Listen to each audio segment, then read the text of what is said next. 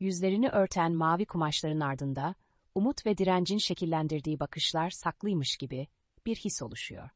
Ellerindeki kavanozlar, yalnızca turşulanmış sebzeler değil, aynı zamanda yeni bir başlangıcın ve ekonomik özgürlüğün güçlü simgesi olarak göze çarpıyor.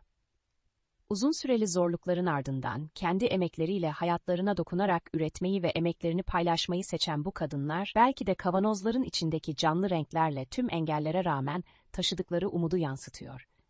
Sessiz bir kararlılıkla yan yana duran bu görüntü, dayanışmanın ve görünmeyeni görünür kılmanın gücünü sessizce haykırıyor.